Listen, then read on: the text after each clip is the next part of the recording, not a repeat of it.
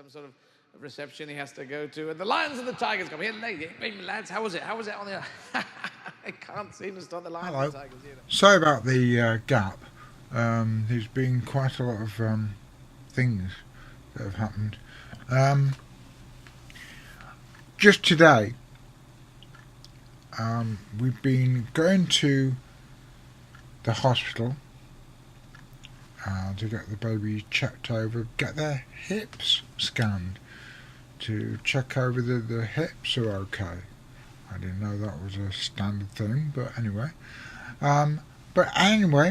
Now the babies have been officially named. Yesterday, my wife and I actually formalised the fact that our children are going to have middle names. I know that sounds quite a dramatic thing, but anyway, that was the situation. Anyway, so there have been other dramatic things that have happened.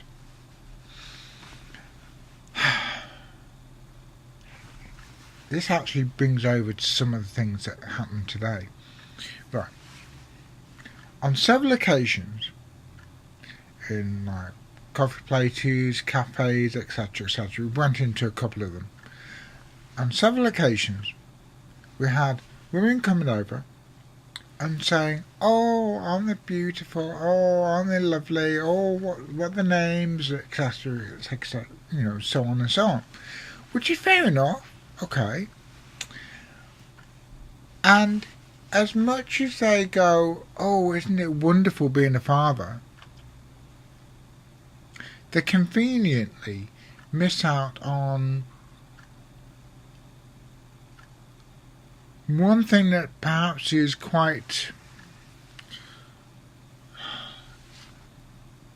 essential as far as being a father or being a mother, but something that they conveniently ignore. Let's put it this way. No, let's not be delicate about it. Let's face it. Babies, like any human beings, or most animals actually, pee and shit. Yeah. The thing is that you and I, we're used to going to the toilet and sorting ourselves out. But babies haven't learned that yet. So who has to clear up after them?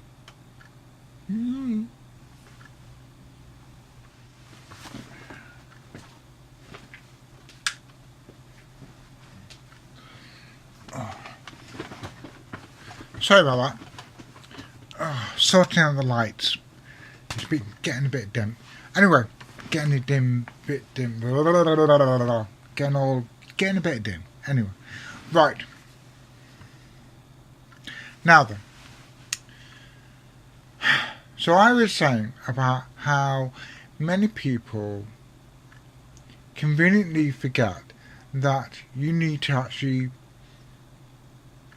clean up after the babies as well. Now,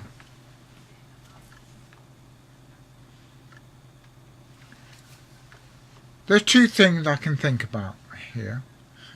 I don't really want to think about this one, but anyway, let's put it this way. Okay, right. One, I don't have that great a sense of smell. So, smelly mess isn't that smelly to me. Two, this is not something I feel very proud of boasting about. But anyway, here we go. Right. I've cleaned up shit from chimpanzees, fierce, dangerous owls that got like really sharp claws. I've been that far away from a very, very, very dangerous owl. Oh my god. Don't think that they're nice and cute. No, they're dangerous with huge, great big talons. Anyway, right. So I've cleaned up after them. I've cleaned up after tigers, lions. I've cleaned after warthogs. Oh my god, they are smelly and dirty, and they shit inside their dens where they sleep. They're unbelievably anyway, and I've cleaned up after elephants. This is not really something to boast about, but anyway, I've done this. And of course, the boring thing of cleaning up after cats and sometimes dogs. So, as far as babies are concerned, it's not really that much of an issue.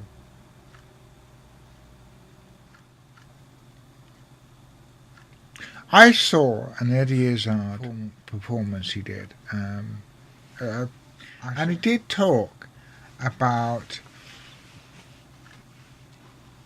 French toilets. Now, a lot of flushable French toilets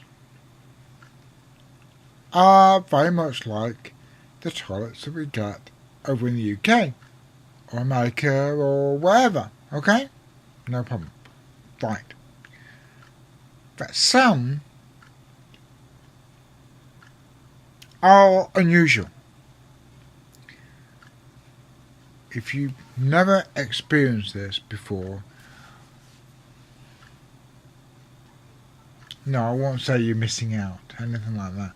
Basically, if you go into some French toilets, you go in and there is a hole in the ground with a couple of footmarks in ceramic or whatever they use.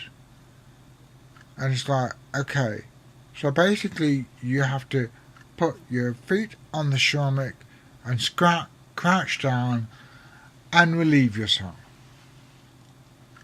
That's fine, apart from for men and for some women, women who don't wear skirts, I suppose, that you have to watch out where you're dropping your trousers. You have to basically crouch in such a way that you don't get interrupted. You can tell that I am actually describing this situation from personal experience. Yes, I have been to France and dealt with French toilets. Most of them are fine, but sometimes they are unusual. Okay, now this is why I'm saying you have to be careful. There was an incident I was told about by a friend who was camping out with several other friends. Okay, no problem at all. And they were in a field really close to a whole load of a big forest. Okay? And if they needed to relieve themselves, they would go out of the tent, go to the forest, drop their trousers, and do whatever they needed to do. Okay? Right. There was one occasion I was told about. I didn't experience this. I didn't see it. I was told about this one. Where it was an absolute downpour. And this particular person had to wear like a plastic cagoule kind of thing, and he had a plastic bodysuit and a hood. Okay, so he went out, pouring rain, off to the forest, and he obviously had to take off his top, drop his top, and relieve himself. Crouch and relieve himself.